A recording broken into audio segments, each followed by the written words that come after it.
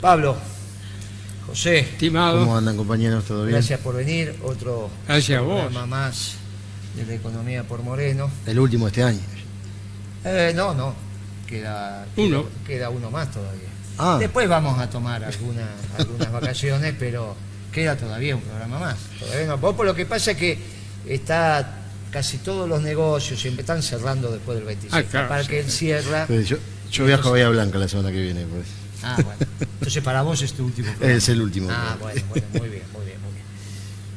Bueno, en realidad es el primer programa, ya tuvimos el programa anterior del nuevo gobierno, pero bueno, de alguna manera ahora han empezado a aparecer algunas indicaciones, algunas sugerencias, algunos par de conferencias del ministro de Economía. Yo te digo lo que escribimos en nuestro informe, lo sacamos, tuvimos que enviarlo a Plaza el lunes, o sea que no teníamos ya más tiempo. Esperamos la asunción del gobierno. Nosotros a nuestros clientes lo que le estamos diciendo es, miren, de alguna manera, y es lo que está aconteciendo, hay continuidad en el núcleo duro de la economía y hay algunas modificaciones en el margen, y esto se va a ir viendo a medida que pasen las semanas.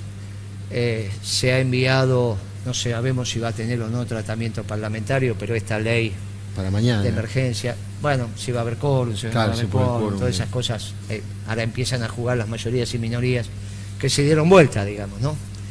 Ellos están en condiciones de, generando algunos hechos en el Congreso, de no darte cuenta, no en el Senado, pero sí en la Cámara de Diputados, y esto, como tiene temas tiene que entrar por diputados, obligatoriamente tiene que entrar por diputados. Por lo tanto, bueno, veremos cómo se va desandando el hecho legal que he presentado.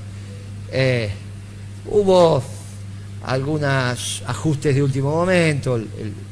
El jefe de gabinete, en los reportajes que dio el fin de semana, hablaba de un 20% de sobrecosto para los que quieran adquirir. Bueno, después finalmente es un 30%. 50% de diferencia. No es más que los ajustes que tienen que tener cualquier equipo que está empezando su gestión de gobierno. Nosotros hemos dicho que por 60, 90 días, como en general todos los muchachos de la política le están dando al gobierno, desde Asís hasta algunos tweets y WhatsApp que estuvieron circulando ayer en la intimidad, y que dijeron, pero hay un compromiso de los 60, 90 días para que esto vaya transitando.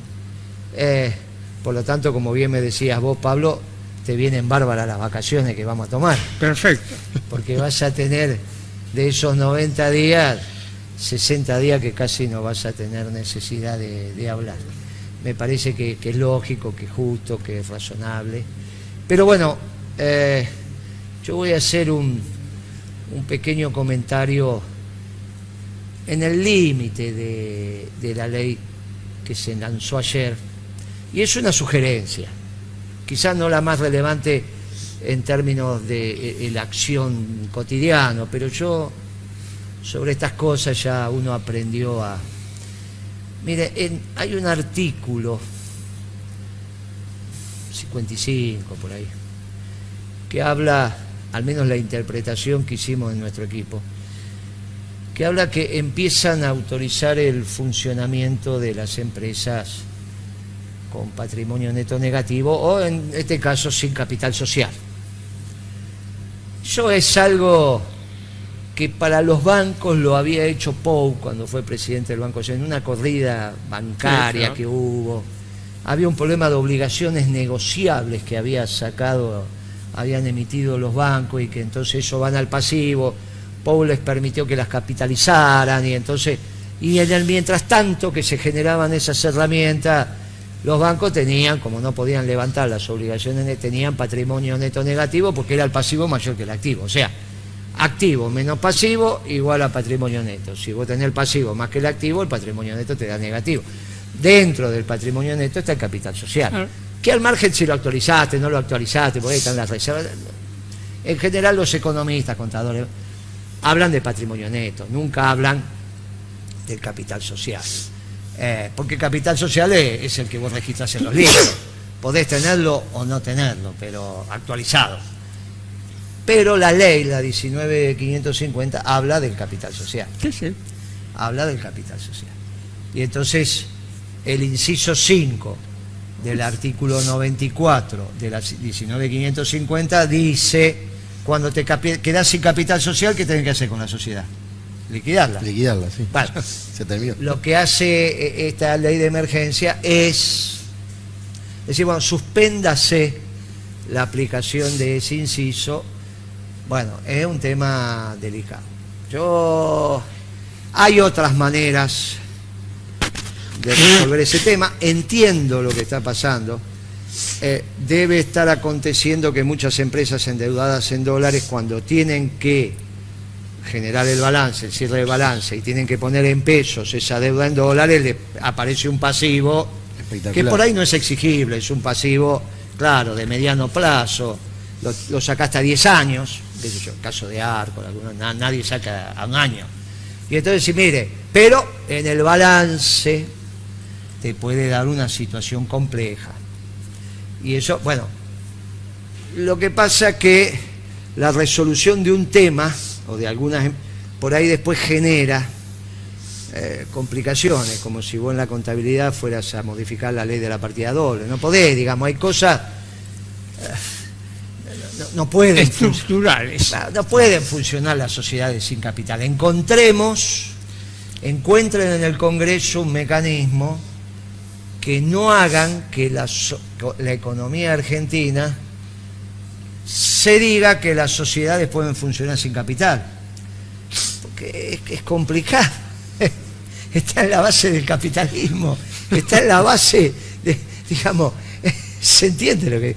Muchacho, yo estuve, creo que te lo conté, Pablo, una vez, cuando nosotros empezamos a estudiar el expediente del correo, que el presidente era Mauricio y de las sociedades, había en el expediente una acordada, no una acordada, pero era una resolución de la Corte Suprema, donde le habían pedido una declaración de certeza, la empresa de Macri, o sea, la que administraba el correo, a la Corte, diciendo: mire, ¿nos puede decir qué pasa con nuestra empresa si tenemos patrimonio neto negativo? Porque por ese inciso tiene que cesar. Entonces, la Corte esa de la mayoría automática, sí, y aclarando que era una posición sin haber estudiado en profundidad el caso, y que bla, bla, bla, bla, bla, y que en todo caso lo verían si eso llegaba a pasar, se expidió diciendo: bueno, como es una empresa de servicios públicos que no puede cesar inmediatamente, si llegara a pasar que tiene en un balance patrimonio neto negativo, se podría evaluar seriamente que por el tipo de servicio que presta, o sea, no podías dejar a la Argentina sin correo, podría continuar un tiempo, decir. Está bien. ¿Está bien? Y bueno, le encontraron la vuelta. Bueno, yo lo de Pou en el Banco Central y esto de Macri son los únicos antecedentes que conozco de que en el sistema capitalista vayan a funcionar sociedades sin capital, así sean de un peso. Es un caso extraordinario. Por eso, el capital siempre es muy chico, el capital social no tiene... Muchachos, ahí está la posibilidad de discutirla en el Congreso. Búsquele una vuelta, entiendo lo de los casos, pero sería muy extraño. Sería muy extraño, sería preferible incluso buscarlo por el lado de la justicia, buscar algún lado que digan: bueno, por tanto tiempo, dada esta emergencia, por 6 meses, no es necesario disolver, qué sé yo, algo, pero que se aclare un poco más, porque puede prestar, ¿está bien? Que las empresas puedan empezar a ordenar. Bueno, o al contrario, puede generarse, si me dejan funcionar mi sociedad sin capital, imagínate, vos porque sos un empresario de los buenos. El chiquito. ¿Qué tal, Pablo? Bien, bien. ¿Cómo estamos en esto? ¿En serio me lo preguntás? José, mira, vos sabés que Guillermo tiene cosas que son realmente muy importantes, muy buenas. Una de ellas es cuando divide el gobierno de Macri en una primera etapa oligárquica, una segunda etapa neoliberal, la tercera de mamarracho. Yo le hice dos observaciones. La de mamarracho venenosa, que no es mamarracho de joda, es mamarracho de veneno. Y también otras observaciones, está bien que sean tres etapas, pero hay algo que las uniforma, que es el elitismo. Lo que de alguna manera primó ahí fue eso, la ética elitista, el gobierno de pocos para pocos, con diferentes ropajes. Pero yo tomo la última etapa del mamarracho, y ¿sabés lo que te digo, Guillermo, José? ¿Sabes cuál es? Están bien las dos observaciones, comparto también Está las dos observaciones. ¿Sabes cuál es? No son observaciones. No, pero son también complemento, comparto. ¿Vos sabés cuál es la gran tentación de este gobierno? Continuar el mamarracho. Continuar la etapa del mamarracho. Cuando vos decís el núcleo duro se mantiene, continuar la etapa del mamarracho. No será un mamarracho tan absurdo como el de Macri, pero en fin y al cabo son, no sé si las mismas medidas, pero son medidas parecidas también. Y no hay medidas de fondo en lo que está anunciado. Son parches. Está bien, se dice que estamos en emergencia, pero cuando vos decís que vos estás en emergencia, es para tomar medidas que de otra manera no podés tomar. Una cosa es ese decir el gobierno está en emergencia. Decir el gobierno está en emergencia estamos complicados. Porque entonces las medidas que toman son medidas de parche, que es lo que hay que evitar, porque cuando vos sos nuevo en el gobierno, vos tenés que hacer un plan, viste, que te impulse, un plan que diga, esta es la Argentina que yo quiero, hacia ahí vamos, y estas son las medidas que tengo que tomar. Sí, además aprovechar el primer impulso donde aprovechando el primer cintura, impulso, el cheque de los, no sé, 90, 120, 180 días, que siempre se te da, tenés que aprovechar ahí, porque además la expectativa de la gente está esperando eso. Bueno, acá hay un nuevo gobierno, además es peronista el gobierno. Así que bueno, lamentablemente hay que seguir esperando. Sí. Quizás se produzca algo de eso, ¿no? Pero por ahora no se lo ve. Esta es una ley enviada donde se declaran muchas emergencias. Y es un paquete. Entiendo cómo fue armada, digamos, el AFIP aporta lo suyo, con ese idioma tan enigmático que tiene la AFIP, y después, bueno, lo de salud obviamente al ministro, y así hay exposición de motivos, hay situaciones, pasa por la legal y técnica donde ordenan todo en función del Poder Ejecutivo. Tiene la técnica que tiene que tener. Claro, nosotros nos tendríamos que poner a analizar emergencia por emergencia, situación. Dijimos, vamos a dar 90 días. Lo de los jubilados, bueno, yo creo que hay un montón de situaciones que se van a discutir en el Congreso, creo. Pero bueno, finalmente no es más que una propuesta, vamos a ver cuando salga y salga del Congreso cómo sale. Y quizás ahí ya, bueno, ya han pasado los 90 días y estemos en condiciones de profundizar. Lo que tenemos ahí, me parece, compañeros, es un atisbo de las zonas de conflictos probables, ¿no? Porque si con este nivel de retenciones, que casi es lo mismo que había antes, ya los sectores, o algunos sectores que representan a las asociaciones agrarias, se pusieron como en pie de guerra, a decir que no hay que dar quórum, que ya vamos a hacer la marcha, que el tractorazo. Digo, para tomar medidas más de fondo, tal vez, estamos ante un horizonte de conflictividad importante, digamos. Pero, ¿sabés por qué pasa también algo de eso? Porque en el conjunto de medidas está lleno de palazos, pero no hay el esquema ese que te dice, bueno, acá están estos palazos, pero este es el plan, aunque el ministro dice, hay un plan integral. Como no termina de decir cuál es el plan integral, vos te quedas mirando y, bueno, ¿dónde está el plan integral? Entonces parece que fuera costo sin esperanza. Y vos cuando mandás un costo tenés que generar una esperanza. Y tenés que decirle, este es el costo, pero vamos a estar en 2 años, vamos a parecernos a Estados Unidos. Yo qué sé, cualquier cosa. Pero la gente te puede llegar a aceptar que tiene ciertos costos, porque vos le estás abriendo una esperanza, pero si vos no le abrís la esperanza, está complicado. Otra cosa que le quería preguntar es en cuanto al tema de la deuda, ¿no? Porque ya están asusando lo del default también para marzo. O sea, va a estar complicado ese asunto también. Si me permitís, mira, en definitiva, olvidémonos un poquitito, esta es una conversación que tuvimos ahora casi política, ¿no? Pero vamos a lo económico, estricto. ¿Qué es este paquete de medidas? Es un ajuste fiscal. Es eso, no hay otra, con algún elemento redistributivo que habría que discutirlo bien, porque por ejemplo, ¿cuál es la diferencia entre un jubilado que gana 23 y uno 18? Sí, son 5.000 pesos. Pero un tipo que gana 23, escúchame, está en la miseria igual que gana el de 18. O sea, hay una cierta intento de redistribución. Ahí está, pero es un plan que, si vos lo ves como economista, decís, bueno, acá hay un ajuste fiscal. Es la esencia de las medidas, es un ajuste fiscal. Cuando vos haces un ajuste fiscal en tiempos de recesión, ¿qué tenés que esperar? Una política monetaria totalmente abierta. Lo que ajustás por la fiscal, la tenés que liberar por la monetaria.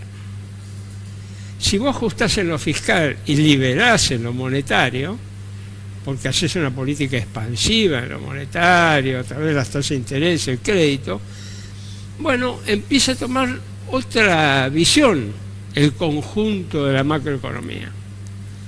Pero aquí que no sabés qué va a pasar con la política monetaria. Las 2 declaraciones que yo le seguí al presidente del Banco Central, pese, no me dieron muchos antecedentes de qué piensa hacer con la política monetaria.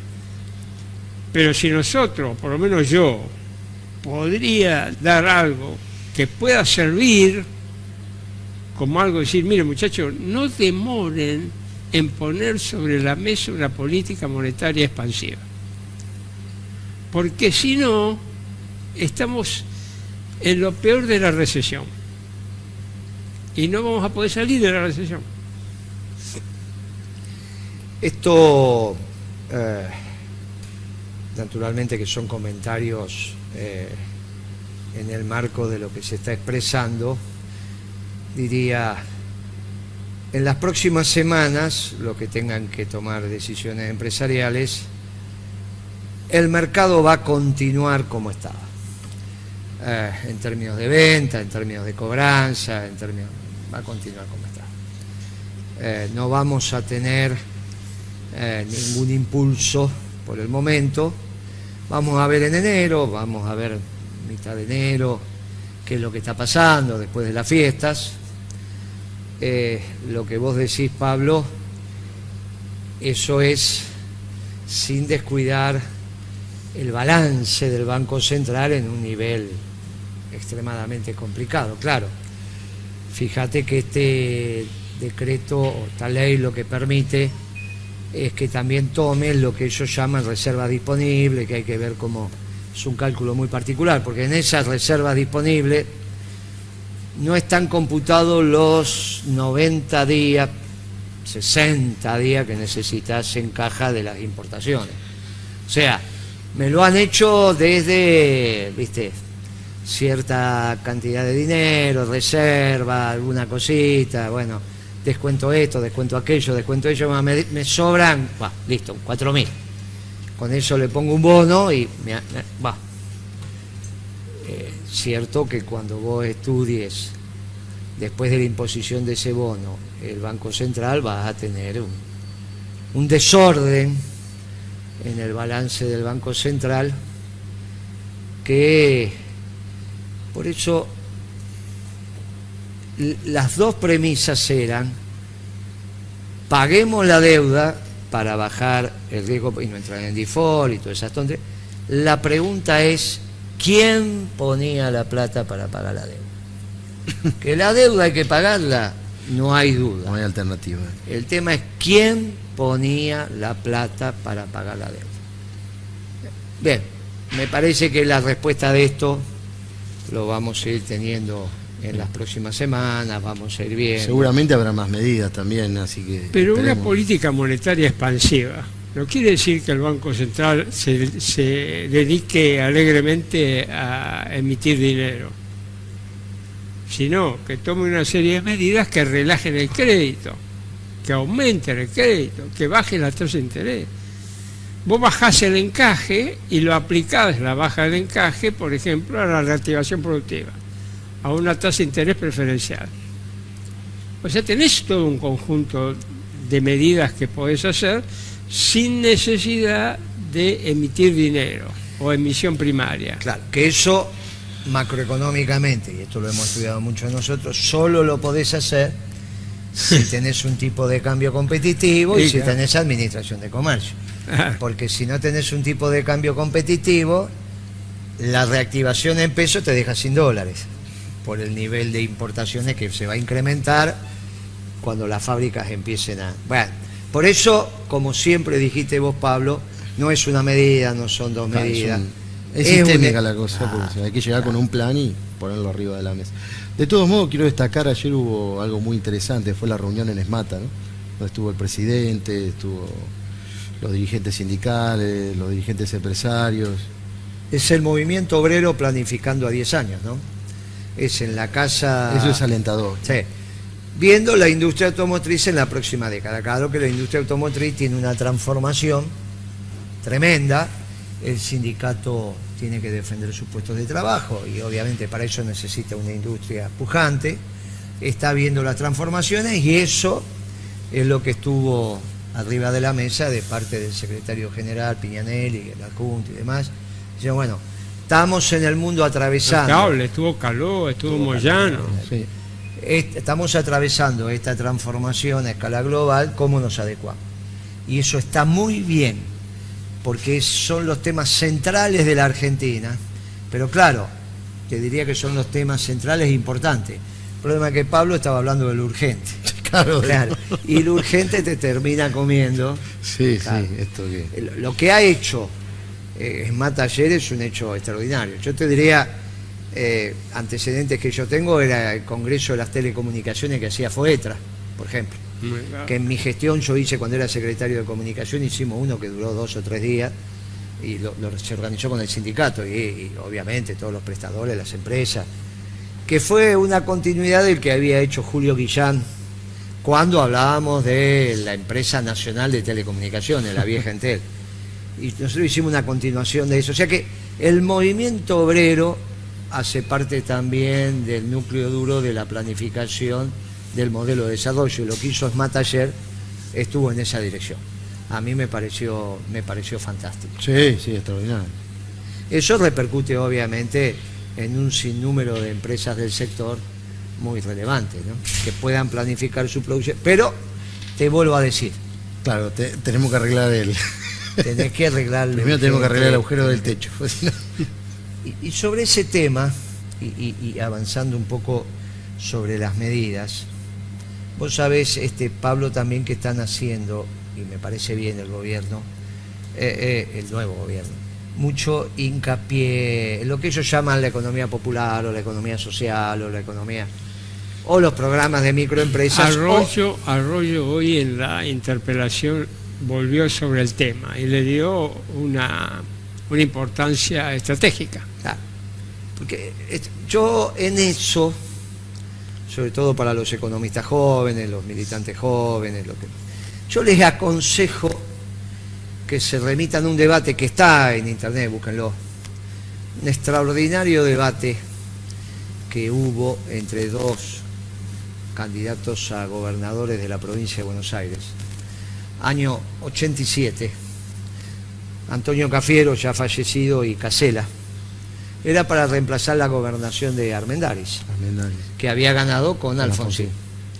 Ya Cafiero había hecho una buena elección en el 85 por fuera del peronismo, había armado un frente con la Democracia Cristiana y había hecho una razonable elección, 14, 15 puntos había sacado en pleno esplendor alfonsinista, ¿no? Que de alguna manera ese 85 preanunciaba que el 87 íbamos a hacer una buena elección, cosa que tuvo el peronismo en la gobernación, en la provincia de Buenos Aires.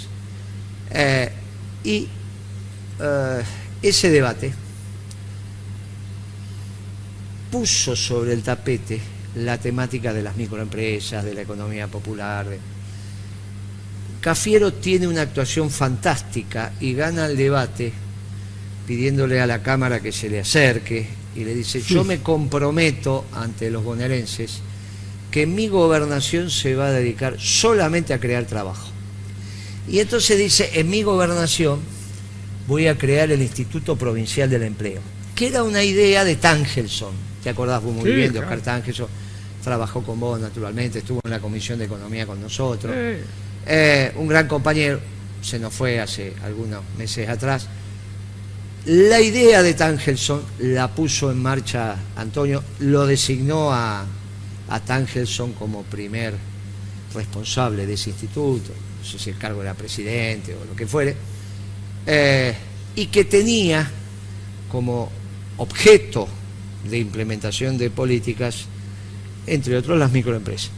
Lo que hoy se está mencionando en un esquema que el que definió técnicamente ese espacio fue la OIT, ya por los 70, cuando habló del sector informal urbano. Después se utilizó informal para que no pagase impuestos, como economía negra, pero en realidad cuando eso arranca tenía que ver con múltiples características. Y la verdad que en Hispanoamérica, en el Cono Sur, se dio mucha vuelta con esto. En la región andina se trabajó, tuvimos otro viejo amigo ya fallecido también, Carboneto, Daniel Carboneto, ahora están los hijos, pero Daniel Carboneto, que trabajó mucho, porque en ese momento era el asesor principal de Alan García. Claro. Yo creo que tenía una complejidad para ser ministro por ser extranjero, alguna historia de esa, pero bueno, no importa, él era un asesor principal. De hecho, los contras de Alan hablaban del gobierno del argentino, ¿no? Estoy hablando del primer Alan, no del segundo Alan García, estoy hablando del primer Alan García, donde nosotros en esa época pintábamos las paredes diciendo: ay, patria mía, danos un presidente como Alan García. Nosotros pintábamos esas consignas y yo te diría que tuvimos una participación importante incluso en el desarrollo de esa consigna, porque la agencia que la diseminó después por a lo ancho del país, la dueña de la agencia era de la unidad básica que yo militaba. Y entonces, como éramos un grupo de, ¿viste? Tenemos que hacer, y ahí se nos ocurrió: ay, patria querida, danos un presidente como Alan García. Claro, era el momento donde ya Alfonsín estaba con el plan austral, había declarado la economía de guerra y una serie de situaciones que incomodaban decididamente a la economía argentina, que por eso tuvo 13 paros. Sí. No es que tuvo 13 paros porque el movimiento obrero estaba bárbaro y resulta que como la pasaban bárbaro y tenían un montón de plata, a los muchachos se les corría ese paro. Escuchás alguno y parece que vivían en el paraíso. Y entonces... Claro, a ver si todavía pensamos que el gobierno de Alfonsín fue exitoso en términos económicos. En otros temas, bueno, será opinable, pero en términos económicos, si hay algo que no fue exitoso. Bien, Carboneto tuvo mucha influencia en ese gobierno y se desarrolló el tema de los programas de microempresa con un economista en aquel momento relevante que se llamaba Hernán del Soto, peruano, porque también era el auge de Sendero Luminoso, una guerrilla maoísta camboyana, porque estaba rarísima. Abimael Guzmán. Muy raro, una guerrilla muy extraña. Típico salido de la mente de un universitario que Sí, solamente puede... pero sí, pero muy bien extraña. ideologizado. Sí, pero muy extraña por las acciones que hacía, por eso con algunas vinculaciones con los camboyanos y bueno, el terror era un tema que Pol se Pot. planteaba. Sí, era una metodología. Bueno, y este escribió un libro que se llamó El Otro Sendero, por Sendero Luminoso escribió El Otro Sendero y decía, mire, acá en realidad hay toda una vitalidad en la economía peruana que si la dejamos crecer, y ahí, bueno, se hicieron estos programas con el auspicio del BID, del Banco Mundial y bla, bla, bla, que fracasaron porque en Perú se dio la lógica de que los pobres tienen también una economía de pobres.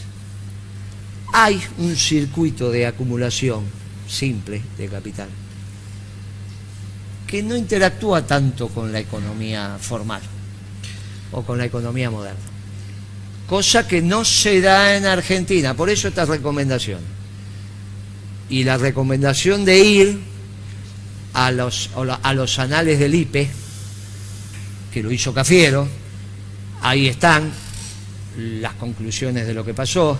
Hubo otro programa, un programa en la ciudad que se llamó Programa Municipal de Microempresas. Yo conozco bastante bien el mundo del reciclado por mi trabajo. Y entonces vos ves a algunos muchachos que trabajan y le decís si el quid y eso no existe, pero vienen y te pagan con un cheque. Con lo cual, una vez que te dieron un cheque o cambian un cheque o lo que sea, ya están formalizando porque eso entra al sistema. No es que van por el costado. Bueno, por eso el sector informal urbano en la Argentina tiene unas características muy particulares. Es un sector que ha sido estudiado en la academia, en la técnica, ha habido seminarios, complejos seminarios, años estudiando esta temática. Parte de lo que vos decís es así. Y miren, el sector informal urbano en la Argentina discute el excedente social también con el sector formal. No es que hay dos excedentes, Claro. por eso es lo que vos estás diciendo. No es que hay una economía de pobres. Esto no es Perú, esto no es Ecuador, esto es la Argentina. Los que reciclan, ¿por qué son clientes tuyos? Los conocés. Y porque vos le vendés la cuchilla al que parte, tritura, el reciclaje. Entonces, estás explicando que efectivamente el muchacho que recoge en la vía pública termina en el sector formal. ¿Y cómo me llega a mí? Y por la manguera. La manguera de reconstituido es la manguera que viene del muchacho que levanta, que usa tu cuchilla, que va para allá, y al final termina en la fábrica de manguera y tenés la manguera virgen también. Bueno, la manguera virgen, obviamente ahí no. Ahí el grumo te viene del polo petroquímico. Pero todo lo que es recuperado. Bueno, todo ese mundo de lo informal Es no grande, no está separado, hay un solo excedente. Esto lleva a recomendaciones de política distintas. ¿Está bien? Por ejemplo, el sector informal, si se dedica a producir bienes de consumo masivo, compite con el sector formal.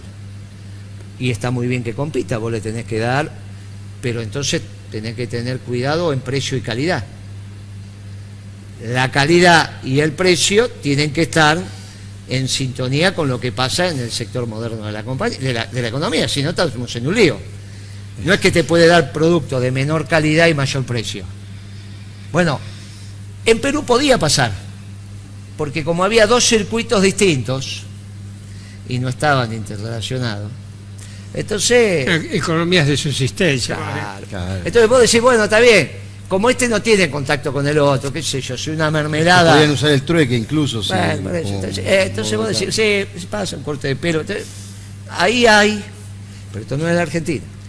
Y acá viene la ley de góndola y lo que implica cómo vos vas a abastecer a los sectores populares. Si por el contrario, vos te dedicás a incentivar pequeñas unidades productivas que lo que hacen son productos de nicho, lo cual está muy bien. Ah, bueno, sí. Tené cuidado también, porque estás promocionando por el lado de la oferta, bueno, muy bien, pero por el lado del consumo es la ABC1. Y sería como la cerveza artesanal. Bueno, Un litro claro. de cerveza artesanal te sale 100 pesos y vas a comprar Claro, a la otra por eso. por 50 al supermercado. Tenemos un problema, porque estás Vos tomás cerveza, ¿eh? Algo. Porque ese precio no existe. claro, estás promocionando, bueno, por eso son temas que hay que trabajarlo. Por eso, pequeña recomendación, es una temática existente en la Argentina desde la realidad, pero también se ha estudiado. Y retomo lo de Cafiero del 87, Moreno, eso tiene 32, sí, claro que tiene. No tienen por qué todos los temas ser nuevos. Este es un tema que en la Argentina ya tiene 32 años de venirse trabajando. Yo lo que dijiste la palabra clave para mí que es realidad. Todos los que se aboquen a la temática tienen que ver la realidad y tratar de dejar, por supuesto que todos tenemos ciertas ideas preconcebidas, pero yo he estado en algunas charlas y se nota un sesgo ideológico que me parece que va a complicar el tema más que a solucionarlo. Entonces diciendo, bueno, no, yo no quiero que esta empresa crezca porque si no ya me empieza a pensar como la pyme y la pyme después quiere ser, en vez de pequeña quiere ser mediana y si es mediana quiere ser grande y ya son capitalistas y no. Bueno, O tienen- cambiar movimiento obrero organizado por movimiento de trabajadores y trabajadoras con un sesgo ideológico, entonces ahí ya empezamos a tener problemas. Digamos. Bueno, si ellos lo plantean, tienen derecho a hacerlo, pero tienen que ser claros. El sesgo ideológico aparece cuando vos no tenés respuestas a esa realidad. Es así. Entonces, como no tenés respuestas, no hay respuestas de política económica, no hay respuestas financieras, no hay respuestas de mercado, educativa, entonces aparece el sesgo ideológico. Claro. Sí, que es lo que hemos visto en las últimas décadas en variados países. ¿Qué tal esta primera semana, Pastor, de gobierno completo del nuevo presidente? ¿Cómo las han vivido? ¿Cómo las hemos transitado? ¿Cómo la estás? Bueno, buenas tardes, llegué tarde, pero bueno, el tráfico era impresionante.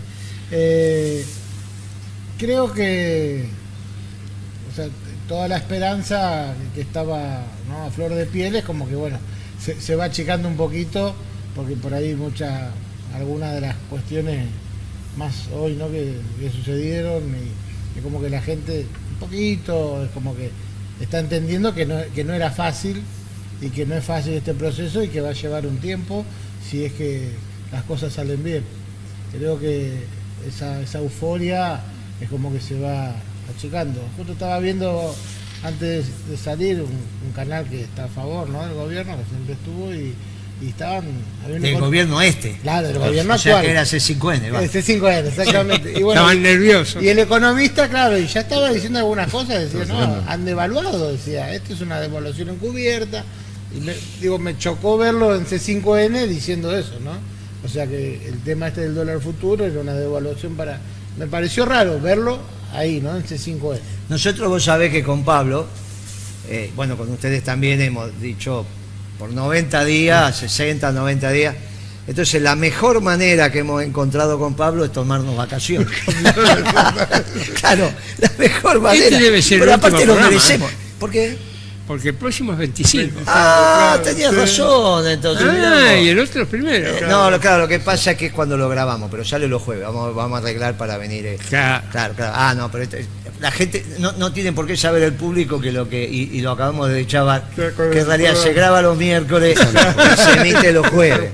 Por eso está bien, pero ahora vamos a arreglar, vamos a acordar, y si no será.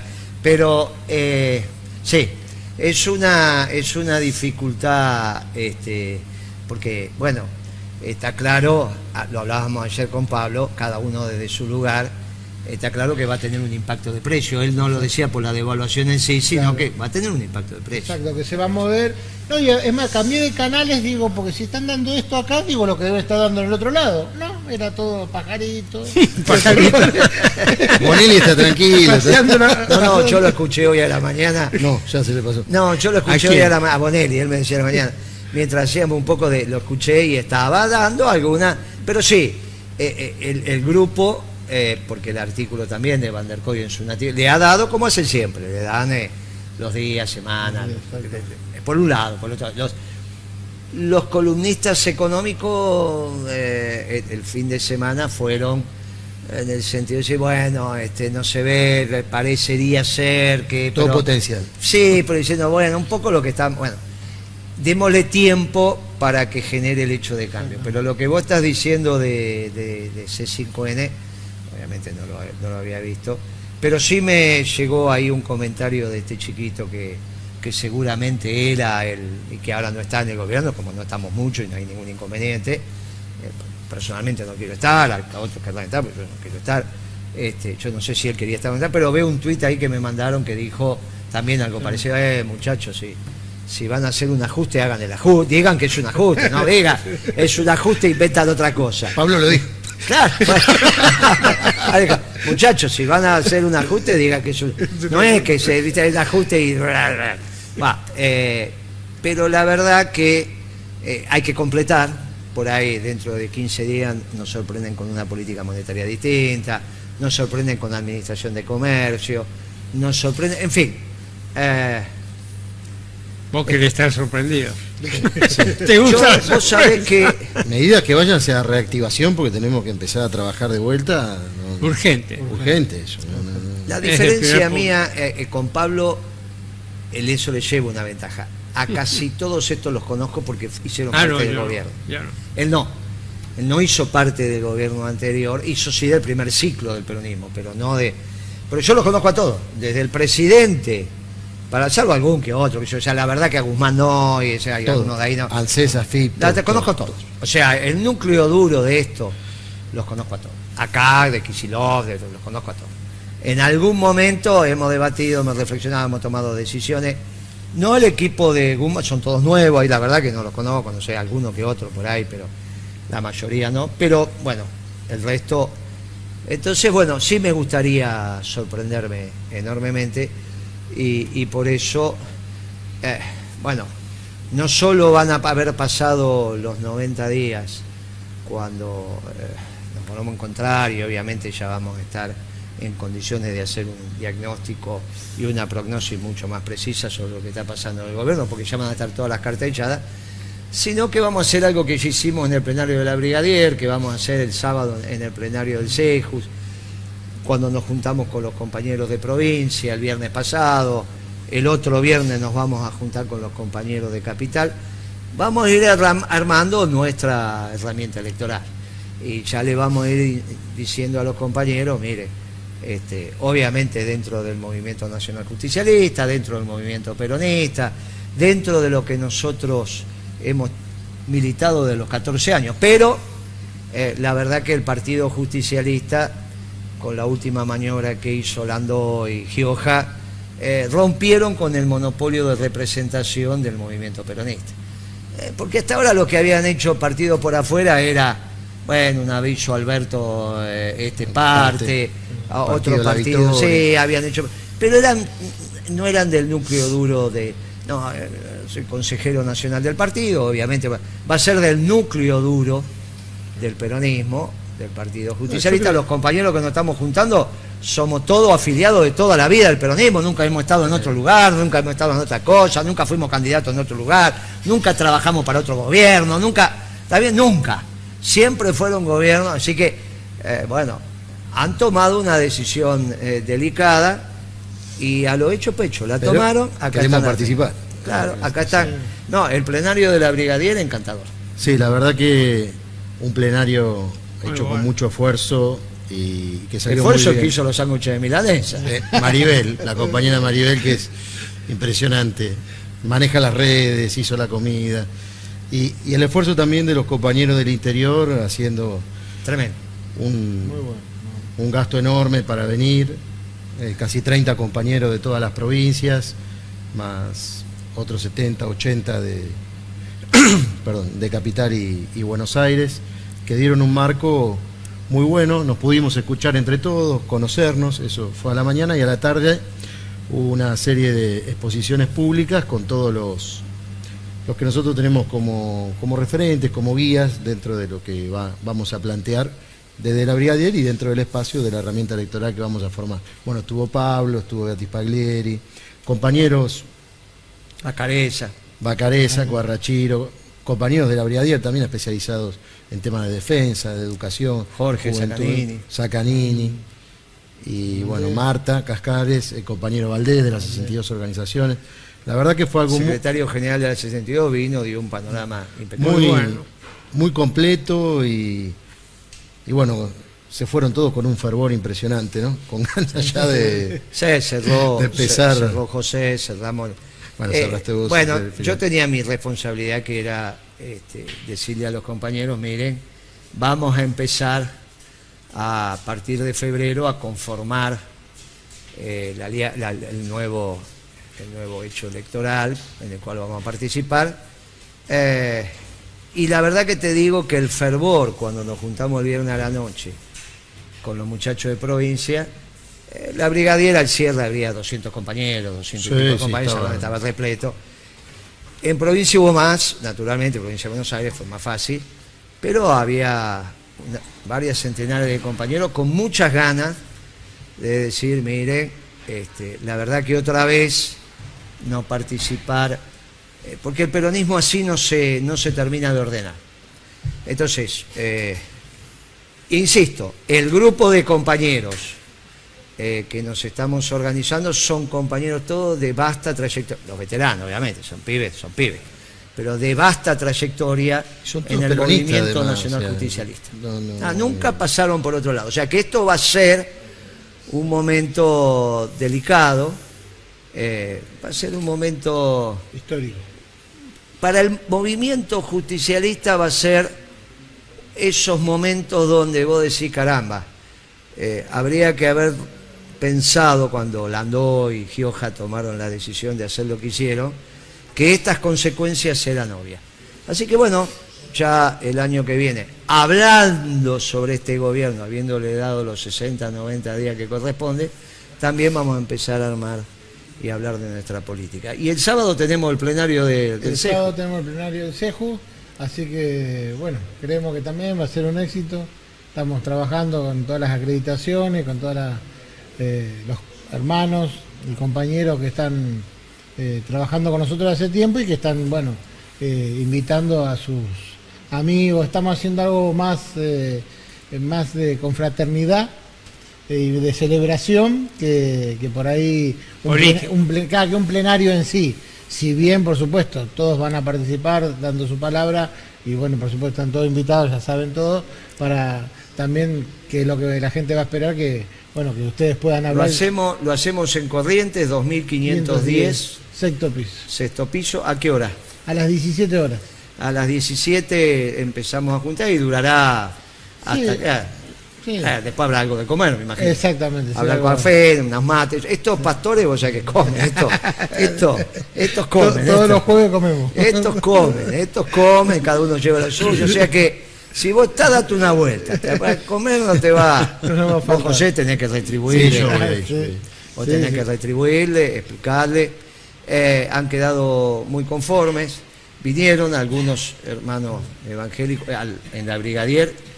Fue nuestro guía espiritual y bendijo la jornada, pero también la bendijeron los musulmanes y los evangélicos. Anglicano, que no sabía que los muchachos de Salta eran anglicanos.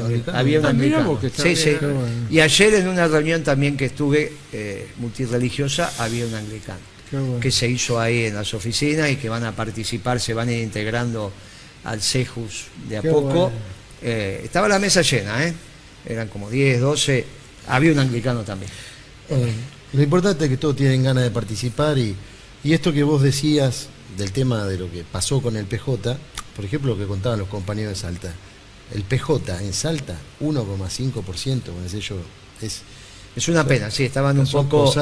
Mire, la verdad que sacamos 1,5 de... No puede ser. Por eso, estaban expectantes todos los compañeros buscando la herramienta electoral. Obviamente, después vendrán de acá, de allá, que no, que yo estaba, que yo no estaba. Mire, muchachos, es la política. Es la parte de la política que por ahí pero es la sal y pimienta y que hay que entenderla que así funciona. Después vendrán las tensiones, lo del diálogo, el consenso. Siempre es así. Pero conceptualmente nosotros empezamos a dar los primeros pasos en la provincia de Buenos Aires, en la Brigadier General, ahora lo vamos a dar en Capital, en el CEJUS, y se van juntando múltiples grupos. Y otra cosa muy importante, que nuestras agrupaciones y el espacio en general, nosotros estamos poniendo sobre la mesa, en realidad a través de tu voz, que vas a los canales, y el tema del nacionalismo de inclusión contra nacionalismo de exclusión, que ya lo levanta Fontevecchia, ¿no? Citándote textualmente a vos, como diciendo, guarda que está apareciendo esto, como dice Guillermo Moreno. Quiere decir que nuestra voz empieza a escuchar, y eso es un desafío también, a construir... Y una responsabilidad. A construir un discurso coherente, claro, para dar soluciones a la patria. La voz somos escuchado, obviamente, siempre, bueno, nosotros particularmente, pero los conceptos novedosos que empiezan a ordenar el mundo, y detrás de esos conceptos ordenadores del mundo se ordena la política doméstica, son los que se empiezan a instalar. Y en eso nosotros tenemos mucho que ver. El CEJU, la Brigadier, la Netroquine, todos nosotros lo que hemos transitado en la construcción de este espacio político. Que la Natividad del Señor nos encuentre... Feliz Navidad para todos. Nos encuentre como pueblo bajo su manto protector, y seguramente el año que viene, en lo que hemos planteado, Pablo, va a ser un año más que intenso. Feliz Navidad. Feliz Navidad del Feliz Señor, Navidad. y a rezar, que el mundo y nuestro pueblo lo necesite. Y si no sabemos rezar, como dijo el Papa con Evo Morales al lado en el año 2014, si no saben rezar, al menos tiren buenas ondas. Ayer cumplió años. Feliz cumpleaños, Papa.